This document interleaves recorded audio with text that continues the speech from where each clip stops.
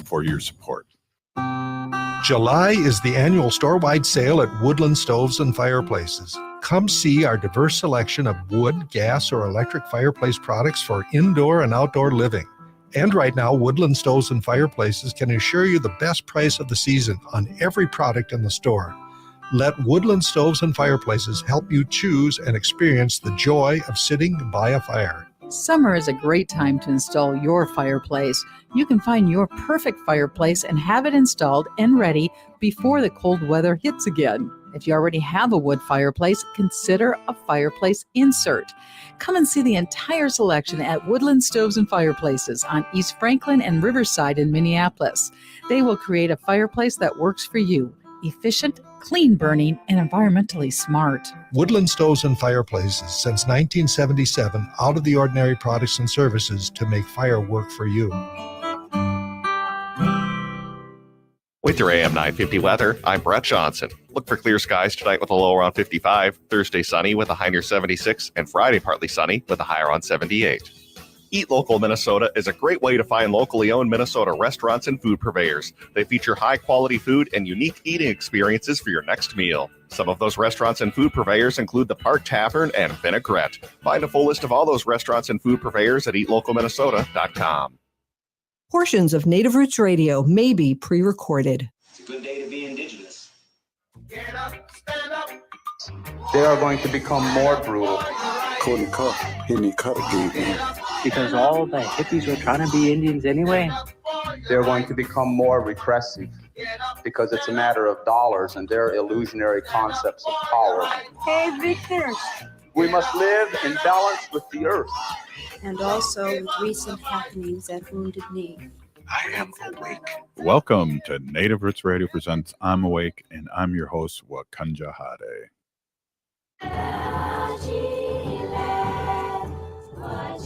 Welcome to Native Roots Radio presents I'm Awake, and I'm your host, Robert Pilot.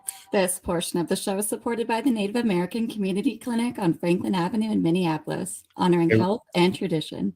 Pinagigi, yes, they do. Hey, we're here with State Senator Mary Kunesh, and we are talking, just catching up and like old friends and having a nice chat here. This show today is on the 5th of July, and we're excited. It's a different day, but we move and groove with the scene, and it's always important for us here at Native Roots Radio to get a great update from our State Senator Mary Kunesh, and so I'm really happy that you're on, and thank you so much for coming on, as always. Well, hello, everybody. I'm happy to be here with you again today. It's a bright, sunny day in Minnesota, and I just came back from the pool with this little sweetie patootie. That's my little granddaughter, Rita. She actually promised me that if I took her to the pool, she would take a nap so I could do this, but she's not keeping her end of the promise. So you might hear some voices in the background. Yeah, she's cute as heck. And our listening audience, you'll have to jump on. And it's a good reminder for everyone that we are on Facebook Live and YouTube while we do the show. So if you want to see what State Senator Mary Kunesh looks like and her grandbaby, check it out. Native Roots Radio on Facebook Live and also on YouTube all over Turtle Island. Oh, wow. Thanks so much for coming on. And it's vacation time, and I know for you and all the work that the Senate has done specifically, it's a good thing to be able to relax and regroup because of all the great work that happened and how much we are, meaning Minnesota, really a beacon of hope to a lot of states across Turtle Island. Well, it's true. And even though in Minnesota, our legislature is considered a part-time legislature, we just meet from either January or February through May every year. We still do a lot of the work, during those months in between. And of course, because COVID is over now, there are so many conferences that we get invited to. And as the chair of Education Finance, I get invited to a lot of them. I was just in Seattle at a leadership conference for education chairs and met with a bunch of the legislators from around the country and talked about education, really specifically around special education and early education, but also finance. How it's fascinating how different states finance their education, because it is the state's responsibility. And Minnesota puts a huge chunk of their budget into education. This year, we passed a $5.2 billion education budget that I got to spend. I always kind of hyperventilate a little bit when I say that. But at first I was like, oh my gosh, how do we ever spend all that money? But I'll tell you, we did, and we did it in a really, really great way. So I'll be heading out to Detroit, Michigan for a big national state legislative conference. And I'll be meeting with some of the other Native legislators from around the country there. And it's so great to get together with them, when we have the opportunity to, because sometimes we don't know who is legislating, Native folks who are legislating in other states. And we can get together and talk about common issues and how we've been addressing those issues within our state. And it's just a really good time to connect. So I'll be looking forward to that. And there's a few more coming up. And so I will be heading, around the country this summer. Well, State Senator, I know you're probably humble about this question, but people have to be coming up to you and just complimenting on the great work that Minnesota's doing, and specifically you, when it comes to the laws. And like I've said before, when we've talked, I was the MC of the Wisconsin Democratic Convention, and Minnesota was brought up many times in a good way. Yes, Minnesota is quite the North Star in a lot of different areas. When I think about the good work that we did, not just in education, but we codified reproductive rights for women and men in our state constitution. We passed trans rights and protections for our trans kids, which was so important. I can't even tell you how many parents or people who know other families with trans kids or who are trans themselves who are considering moving to Minnesota. Yeah. And it's because we are, we're a refugee state, because all of the other states around us don't have the kind of empathy and the acceptance that Minnesota does. And so, those are some of the things that we did. We put a lot of money into our EL, English learner areas. We put a lot of money into special ed. We are providing lunch and breakfast for our students, all students, regardless of where they live or how much their families make. Free, those lunches and breakfasts at no cost for every student, so that there's no shaming. Even if your family can afford it, let's say you forgot your lunch or your lunch money, you can have a lunch, you can have a breakfast. I mean, it's the least we can do to make sure we have healthy and happy kids. And just did a lot of good work. And yes, I do get a lot of people asking us, how did we do it? Who's behind it all? But this session we took the majority in our House and our Senate and our governor for the Democrats, and it was really the Democrats that we walked in there and said, we're going to get this stuff done, and we did it. Yeah, definitely. We got about a minute to go here, and one of the things I want to talk about the next segment and give you a chance to maybe catch up, because this is just happening today when we're talking about education, is the Supreme Court's decision today, which is really I thought I figured out the Supreme Court, and now I didn't, but it's very bizarre. So we'll talk a little bit about that. We'll we'll be taking a break here. We're with State Senator Mary Kunesh and her beautiful granddaughter. Aw. Watch us on YouTube and Facebook Live. You're listening to Native Roots Radio presents I'm Awake. Stay with us.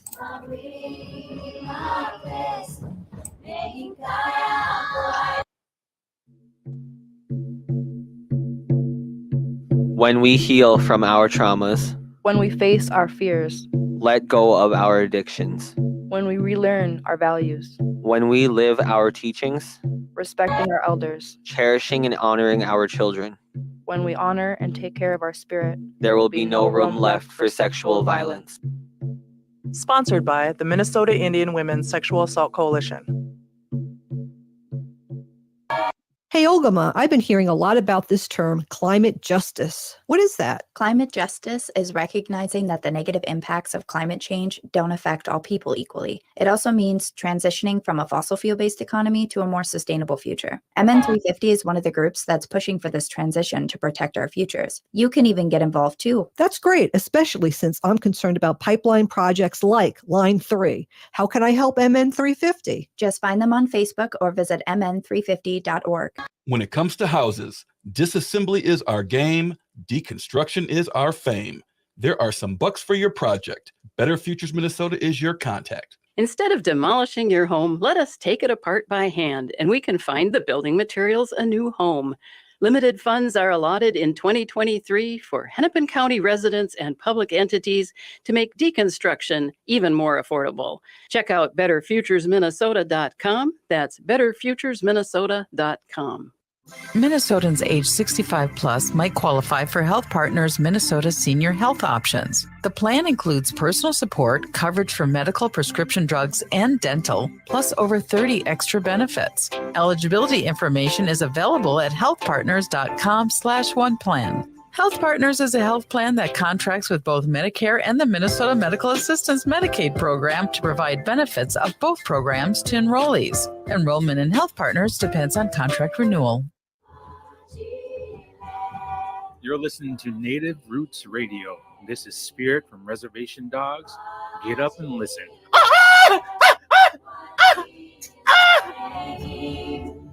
Welcome back to Native Roots Radio.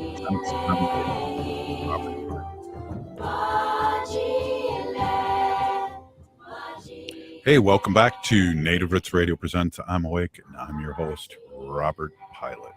This portion of the show is supported by Minnesota 350, a grassroots organization fighting for climate justice. Yes, they do. Hey, we're here with State Senator Mary Kunesh. Really happy to be able to have you on tonight. Really excellent. And this is, I just want to tell people too, this is like a pre-recorded show because I'm doing some things in Wisconsin today. And, but really happy to have State Senator on because a lot of times when we go on vacation, your show gets axed. So it's great to have you on tonight and talk about a few things. So one of the things that have come up here a few days before this broadcast is the Supreme Court rules that colleges that consider race in admission violate the Constitution.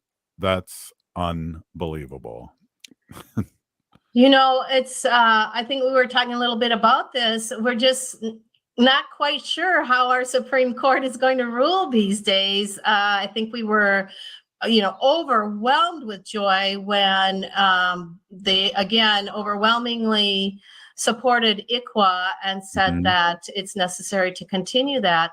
But then with this affirmative action in our college admissions, we were hoping that that would be sustained because, historically, our kids of color have not gotten into the best schools or had the best opportunities that others were afforded. And this was one way to breach that huge divide. And I do believe that in the installation of affirmative action really has been positive and has had a positive outcome. So yeah, it's a little disheartening that it came down to this.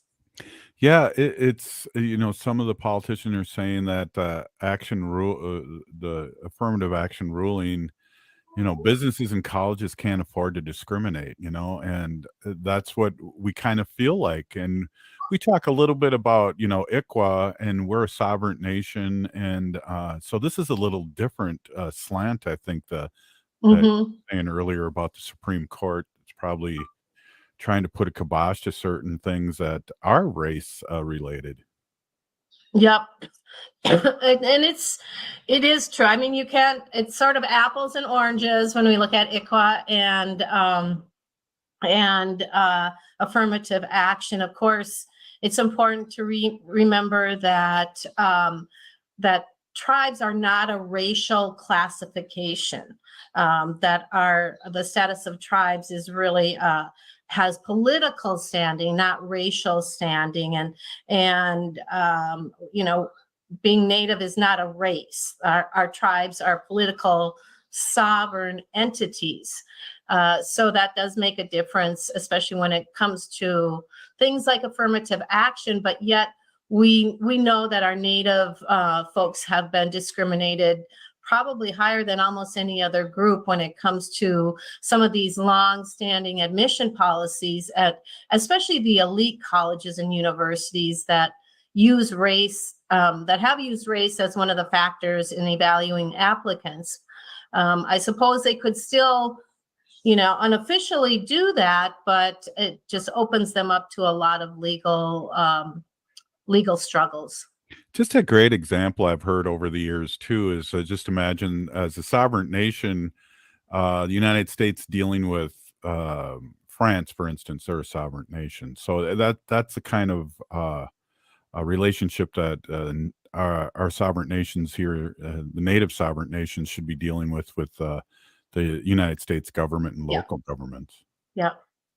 But one of the other really good things that Minnesota did, so we have these land grant universities here in Minnesota where Indian land was taken to build our state universities.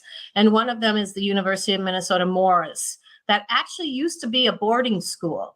And when that boarding school was shut down and the University of Minnesota decided to take it over, there was an agreement that stated that any Native, enrolled Native person or could prove lineage to enrolled members, such as like my son went there, they could go there tuition free.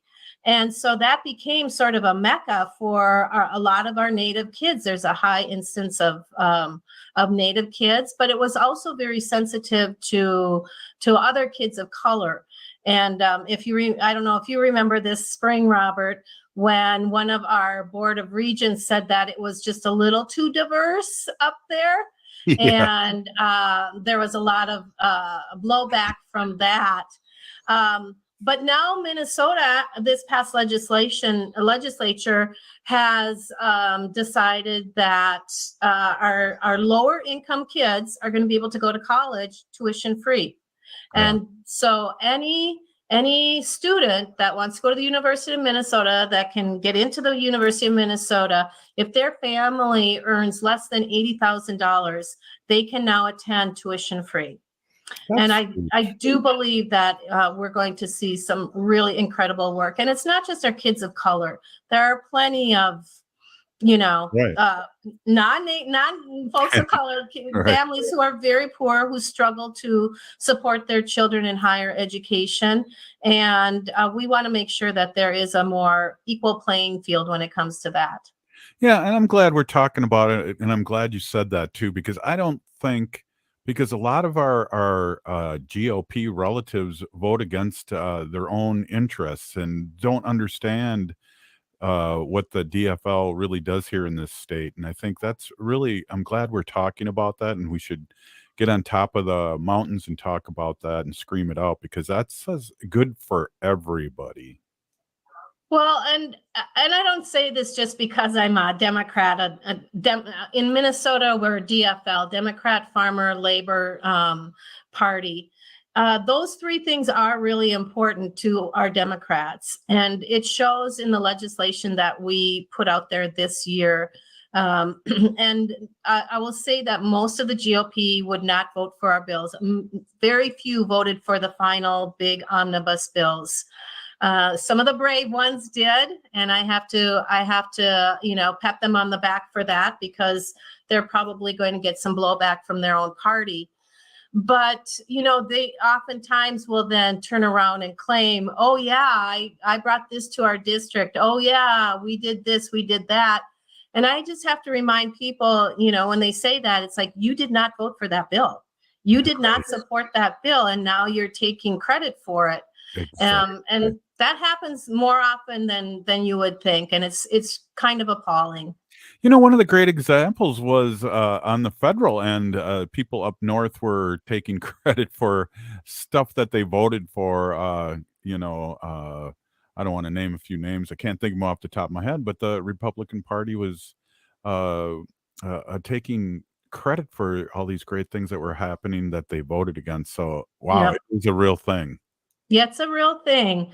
And I have to say that in Minnesota, we Democrats want to partner. We really do want to partner with our GOP members, and we want to put out good legislation that is going to affect their communities as well. And we did, in spite of their reluctance, in spite of them saying a lot of negative things when we would be in committee or have our hearings.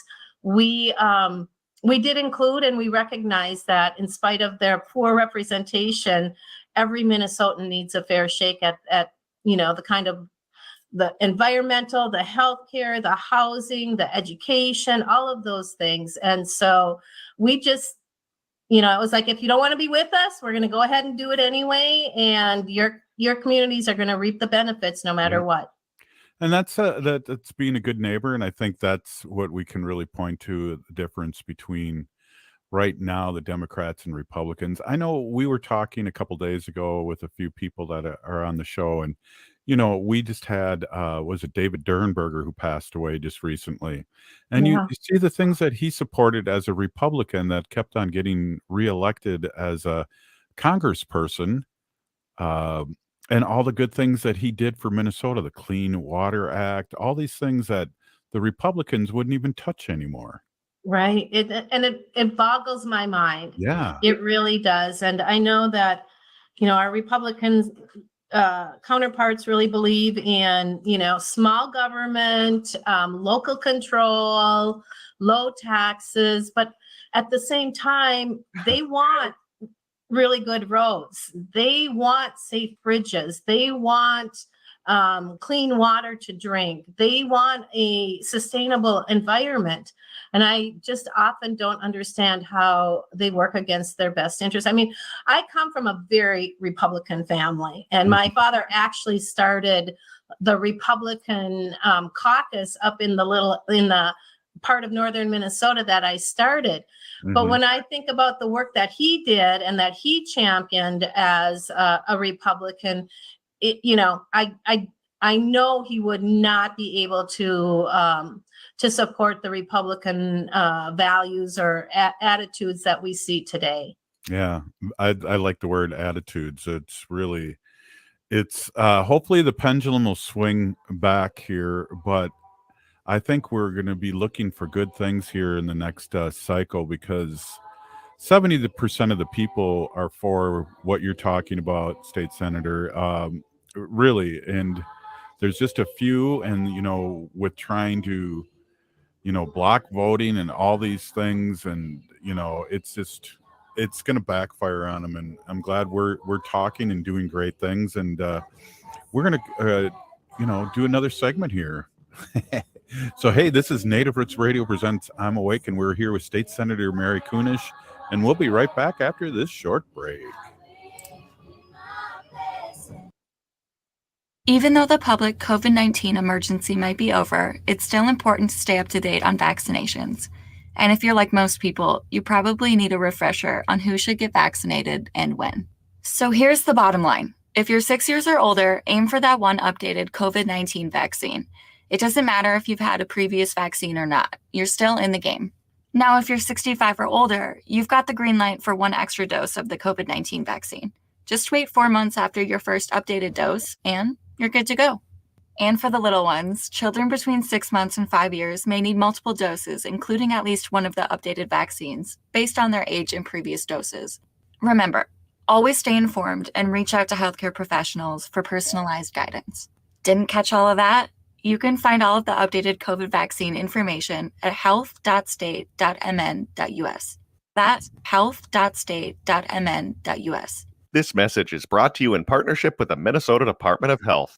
Hi, this is Angela Warner for Warner Stellian Appliance. Do you have a dishwasher that doesn't really clean your dishes, so you have to? Or a refrigerator that kind of keeps your milk cold and you've just been waiting for the right time to buy? Well, Warner Stellian has the lowest prices of the season with exclusive savings, including free dishwasher installation on brands like Bosch, and up to 10% off and a bonus for each additional appliance you buy for up to $1,000. See what I mean at warnerstellian.com. Hey, Olgama, I've been hearing a lot about this term, climate justice. What is that? Climate justice is recognizing that the negative impacts of climate change don't affect all people equally. It also means transitioning from a fossil fuel-based economy to a more sustainable future. MN350 is one of the groups that's pushing for this transition to protect our futures. You can even get involved too. That's great, especially since I'm concerned about pipeline projects like Line 3. How can I help MN350? Just find them on Facebook or visit mn350.org.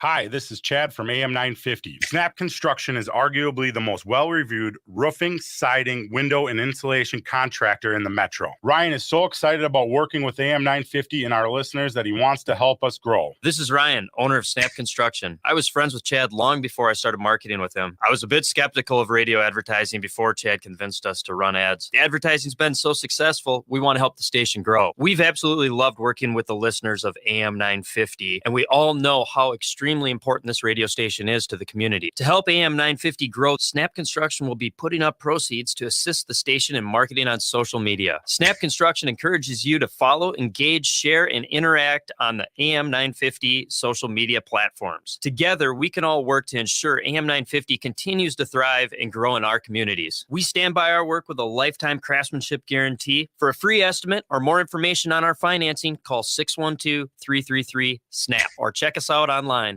J&S Bean Factory is a native-owned, community-supported, cozy, artsy coffee shop which offers roasted on-site beans, live music, and baked goods. Relax in the beautiful outside patio. City Pages writes, voted top 10 coffee shops. Tucked into a quiet corner of St. Paul's Highland Park neighborhood, this coffee shop roasts beans on-site from the best coffee-growing countries in the world. Located at 1518 Randolph Avenue, St. Paul. The good stuff. With your AM 950 weather, I'm Brett Johnson. Look for clear skies tonight with a low around 55, Thursday sunny with a high near 76, and Friday partly sunny with a high around 78. If you've been waiting to replace those appliances, don't miss Warner Stellian's lowest prices of the season. Score instant savings, then up to 10% off, and a bonus for each additional appliance you buy. Put us to the test at warnerstellian.com.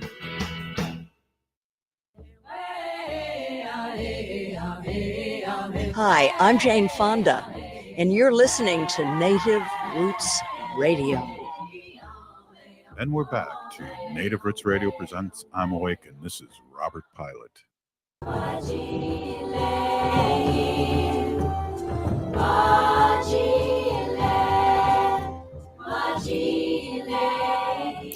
Hey, welcome back to Native Roots Radio presents I'm Awake, and I am Robert Pilot. This portion of the show is supported by the Minnesota Indian Women's Sexual Assault Coalition. Hey, we're back here with State Senator Mary Kunesh and her beautiful little granddaughter there. You know, it's just baffling and always great to talk to you, but baffling about what happens on the other side of the table. And it's so great that we have the triple effect here in Minnesota, because all the work that you guys got done was just amazing. Speaking of which, State Senator, what you have cooking now? What's your, I shouldn't say summer, but what's ahead for you as a state senator and as a person? Yeah. Well, I get to spend a lot of time with the grandkids and with my family. We have a big family reunion coming up this this weekend, and folks coming from all different states to join us, which will be really fun. And then, well, yesterday I got to meet and give a little short tour of the Capitol to about maybe 30 kids from Red Lake, which Wow. was great. They have a summer program and they had enough money to bring the kids down to the Twin Cities and take them on different tours around the state that's going to enhance their education and help them understand a little bit better, this state of Minnesota that we live in.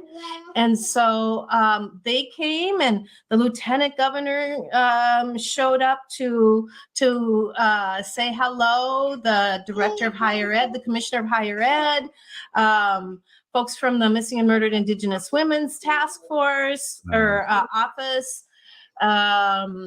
The Indian Ed commissioner was there to greet them. So we had a really nice little chat with them. And then I took them around the Capitol. There's a few little nuggets that I like to show people that that I really think is important there.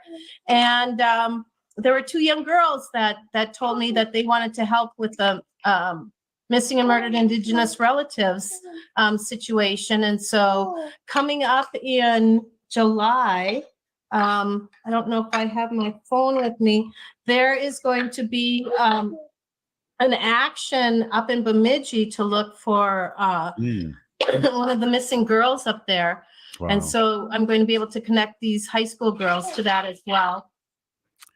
And then the other thing is that I listened in on a really interesting discussion about returning, the original names to some of the lakes and the creeks and the rivers here in Minnesota. And there's a community, there's a couple communities that are coming together, Golden Valley, Robbinsdale, some of the other communities to add or return the name to Bassett Creek. And so that's been happening across the state. I think, I don't know how many of our people on the radio know about when Bade-Makaska was returned, that was the name returned to one of the big lakes here in the metro area. But that's kind of been a movement, and the process of changing this name or returning this name is to return it to its original name of Hahawakpadan, and it's the Bassett Creek that we see here in the Twin Cities. And so I got to listen to them and hear what the work that they're doing, and I certainly appreciate it. I asked them, where did they get the name? Where did they find the name that they wanted to return to? And they talked about a book. It's called Where the Rivers Gather and the Rivers, Where the Waters Gather and the Rivers Meet. And this is a book. It's hard to find now. And I ended up finding this a long time ago on one of those giveaway, getting rid of carts at the St. Paul Public Library. I think it was there. But this is an atlas of the Eastern Sioux, and it's by a man called Paul Durand. And he went through and identified all these different bodies of water, whether they're a lake or a waterway or a stream. And then he created a map of these different places and identified the names. And if you go to Owamni, the Sean Sherman's restaurant, he's got a duplicate of it. And it's a fascinating map. I grew up in northern Minnesota and was able to locate some of the creeks and waterways that I grew up on, and more here in the Twin Cities. So there's that whole movement to return or at least acknowledge those original names of our waterways and lakes and streams. Well, I know too, one of the cool things about the Bade-Makaska was that it was named after Calhoun, who was a racist slave owner, and Indian fighter. And then we have Ramsey County here too, which I heard would be way too much money to change every sign and everything. But the old junior high that I went to, Mary, was Ramsey Junior High in St. Paul, and they changed it to Hidden River just this last year, and that was a movement done by Native American kids, students in the St. Paul school district, and I just applaud them big time because it was a real surprise to me because I went to Apollo there and I go, "Where is this school?" And it was Ramsey Junior High, and now it's Hidden River, and there's a hidden river that goes underneath that school that I had no idea with. So there's all these little gems that we don't know about unless we see older maps and older names. Well, and I think what's really super great is a lot of these movements are done by the youth. They recognize, they kind of have that moral compass, it sounds like, and are willing to stick their neck out. And then, the others are willing to support the new movements or those ideas, like, what we see with climate change and, recognizing the original name of the areas. They seem to they get it, I guess is what I'm trying to say. Mhm. And I just am always impressed with the youth when they rise up like that and take charge and demand justice, I guess is the way to say it.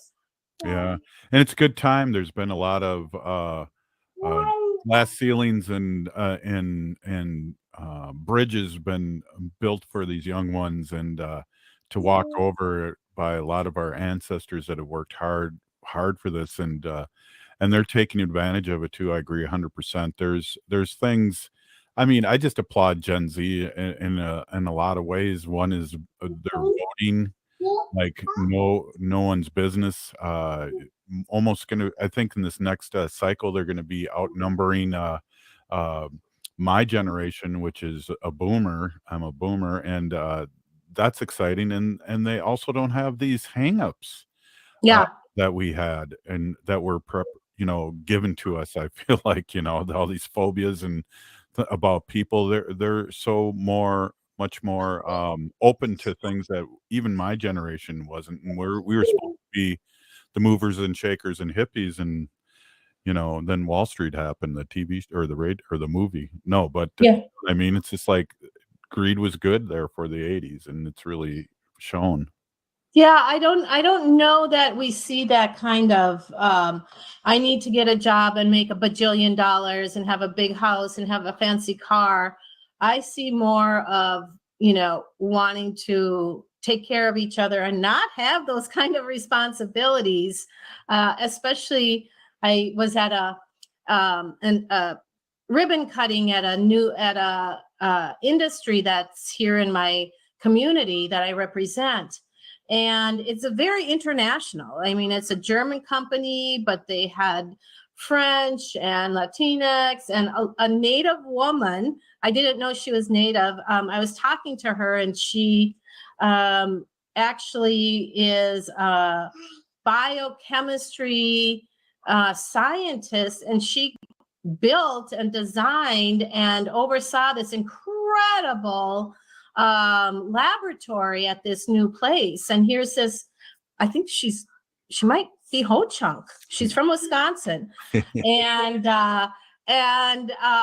it's just like they now think they know, and they realize they can do anything, but they can also move from profession to profession or job to job. It's not like you become a lawyer and you have to stay a lawyer the rest of your life, or you become a teacher and you have to be a teacher, or whatever the case may be.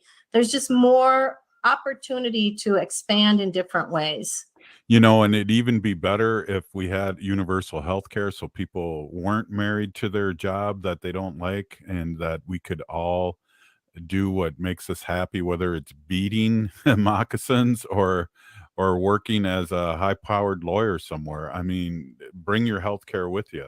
Yes, 100%. I agree with you. And today I was reading about some of the schools that are going to be struggling with finances. And one of the big, things is staffing and healthcare. And I thought, wow, if we eliminated healthcare, imagine how incredible that would be for teachers and school districts if they didn't have that huge financial responsibility, because there are plenty of hourly workers who work just for healthcare and Yep. take very little home at the end of their paycheck because they needed it for their healthcare for their family. No. I had really good health care as a school teacher, Mary, but if I wanted to add Wendy or any of my kids, it was insanely expensive. It was insanely expensive, and that isn't the way it used to be when these unions were really strong. I mean, the teacher unions are one of the last few unions left, but I mean, my dental was really not that well, and it was crappy. And people that don't know think that we get everything free and we get paid year round. And I had to straighten people out over the years. Is that no, this is not what's happening. Teachers do it for the love of the students, for the most part, really. I would agree with you. It really is a love of learning and teaching and being in community with our kids.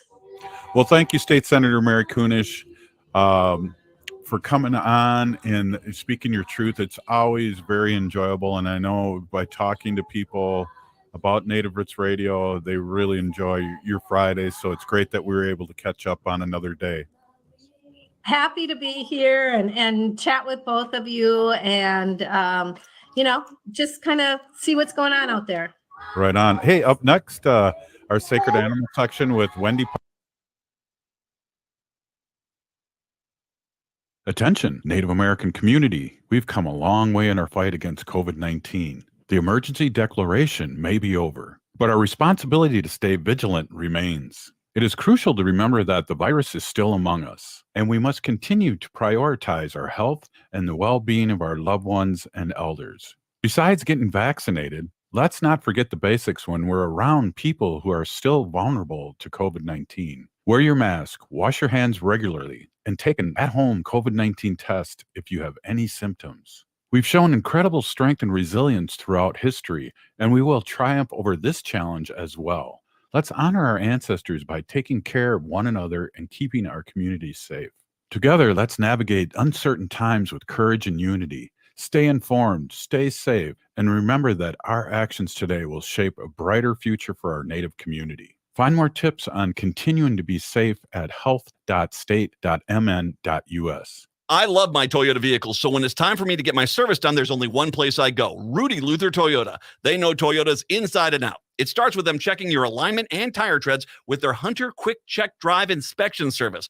Oil changes, tires, batteries, wipers, no matter what you need done, they can help you with reliable Toyota parts and the best service team in Minnesota. Check out their website, rudyluthertoyota.com, for service and part specials just for Toyota vehicles. Get your Toyota serviced at Rudy Luther Toyota, 394 and 169 in Golden Valley. Minnesota has the only original wolf population in the continental United States. And 80% of Minnesotans believe the wolf should be protected. Howling for Wolves is asking Minnesotans to respect our true wildlife manager, the wolf. Their survival is critical to our ecosystems, our communities, and even our economy. As highly intelligent animals with strong social bonds, Minnesota wolves deserve to be protected and admired. Learn more at howlingforwolves.org. Let's live and let howl.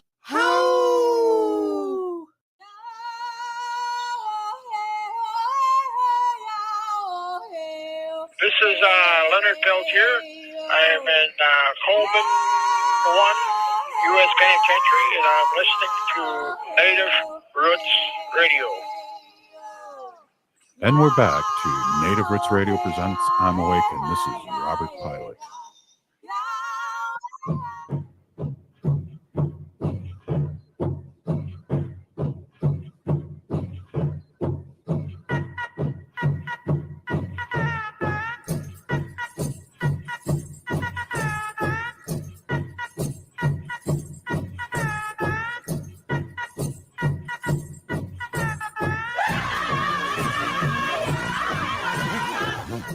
Welcome back to Native Roots Radio presents I'm Awakened. This is Robert Pilot.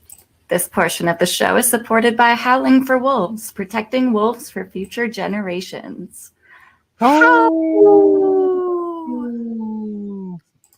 it going? I don't know. I get a crack up. People that are watching us on Facebook Live or YouTube will always pull up a little wolf howling, and I don't know, some days that makes me laugh more than others, but today it made me laugh. Hey, I want Haley. I want to. Wendy's in New York, but she sent us a cool segment here, and I want her to jump on and play that right now, and we can, if there's time, we can discuss what she did and critique it or not. But hey, let's get Wendy Pilot on. Hey everybody, my name is Hana Jihihani. That means cares for them. I was given that name by my Dega Curtis. Curtis goes by Mashke Hana Jinga, which means walks on white clouds. I'm a humane policy volunteer leader for the Humane Society of the United States, and I work on animal issues at the local and state level. And as always, it is my pleasure to do that. And thank you again, Robert, for having me do a sacred animal section. I really appreciate it. As I mentioned once before, Friends of Minneapolis Animal Care and Control are looking for cat whisperers. They need kind, patient cat lovers to take on some nervous, shy cats that they have there. All of these cats, they are saying, may do best in a one-cat house. So they're not as friendly as most other cats. All of the MAC cats and animals over 6 months old currently have no adoption fees, and they want to do this so they could help get as many waiting animals out of the shelter as possible. Kittens that are under 6 months old are $100, $50 to Minneapolis residents, and walk-in adoption hours at the Minneapolis Animal Care and Control are Monday through Friday from 1 p.m. to 5 p.m. And they're located at 212 17th Avenue North in Minneapolis. So that's always a great thing to do. Last week or the week before, Robert and I talked about our older cats that we adopted, and we always had the best luck with them. So people who adopt older animals, I give them a lot of credit, and visit the Animal Care and Control in Minneapolis. Here's a post here from Howling for Wolves. Ban wolf hunting for good. So, due to federal protections being restored by a federal judge in February of 2022, Minnesota wolves cannot currently be hunted. Again, cannot currently be hunted. However, the Minnesota Department of Natural Resources intends to hold a wolf hunt once our state's wolves lose their protection. So when the wolves were first delisted from the endangered species list in Minnesota in 2012, there was a slaughtered mass of over 700 wolves, and they were killed in 1 year by Hunters and Wildlife Services. The Minnesota DNR has demonstrated that they cannot be trusted with the responsible stewardship of our wolves. So we're just asking, as always, for continued support and to get in touch with your lawmakers to make our Minnesota wolves safe forever. So you could head on to howlingforwolves.org/take action and tell your lawmakers to ban wolf hunting for good. And that's always really important to do. Thank you very much. It's been pretty hot out, and the summer is here, and we have lots of hot weather. So we're asking everyone to please take care of their children and their pets, and make sure that all the wildlife has water out there. So hot pavement is a real bad thing, and there are a lot of dogs get injured over the summer months because of burns on their paws. So hot pavement, if the air temperature is just 77 degrees, asphalt temperatures could be 125 degrees. At 86 degrees, the asphalt temperature could be 135 degrees. And at 87 degrees, it can go up to 143. So if it's too hot for your bare feet, then it's too hot for their paws. So just make sure that you test the pavement before you get your little furry friend out there. And check it out. Another test that you could do so you don't have to take your shoes off is put the back of your hand down on the pavement or asphalt and see how hot that is on the back of your hand. I talked about this again last week, and I always want to remind people because I see still so many people walking their dogs, and the dog has to walk on the leash like a soldier. The animal has to stay really close and heel next to their owner. And anytime the dog tries to go to sniff or to check something out, the dog is yanked back and asked to walk like a soldier. And I say, let them sniff. So instead of focusing how far you have traveled with your dog in steps, begin to focus on how much your dog has sniffed on their walk. Sniffing is a calming, mentally engaging, and therapeutic activity which many of us leave off the agenda during outings. When we allow our dog to take the world around them through their nose, this provides an opportunity for relaxation. So this really helps your pet relax and be calm and enjoy.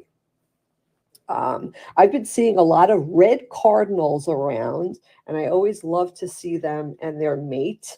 I just read an article about a 1 in a million yellow cardinal. It's been seen in Florida. The cardinal is one of North America's most identifiable birds, with its distinctive crest and vivid red plumage on males. However, one exceptionally unusual cardinal observed lately in Gainesville, Florida, has a radically different appearance. It's bright yellow, a 1 in a million occurrence. You could go ahead and check that out. I have a picture of this beautiful bird that really is something else to see. I really am really astonished by it. So check out a yellow cardinal. Our friend Alice has posted about red cardinals or cardinals. I'm sure the yellow ones also have the same behavior, that cardinals could be called a romantic bird species. They mate for life and stay together year-round. They sing together before nesting, and their courtship behavior includes the male gathering food and feeding it to a female beak to beak. So how cute is that? Also, one last thing before I end my segment, we could help our bees and other insects during the hot weather. So they need to drink water also, but they often drown in large pans of water. So all you need to do is grab a pan or a shallow bowl and put a whole bunch of pebbles or marbles or rocks in there and fill it with some water. And the rocks and the pebbles will give the bees a nice landing spot and help avoid them from drowning. And it's best to change the water every week or so to make sure other insects don't lay eggs in there. I usually refill that water almost every day. So yeah, let's help our outdoor animals and our bees and other insects, except for mosquitoes. I don't have much love for them. I have to tell you that. Anyway, with that, back to you, Robert. Hey, thanks, Wendy, for the update. Always great to hear. Haley, thank you very much for all the support and all the background stuff and the things that you do for Native Roots Radio. I want to say thank you to Lieutenant Governor, also Brooke LaFleur. I really appreciate you coming on and speaking your truth and telling us a little bit about yourself and the events that the support that you give our community. Hey, we're still here. We are the 7th generation. Free Leonard Peltier now. Hop from Third Hills on Main Street in Hopkins. My co-founder Tom and I developed our restaurant to celebrate everything Midwest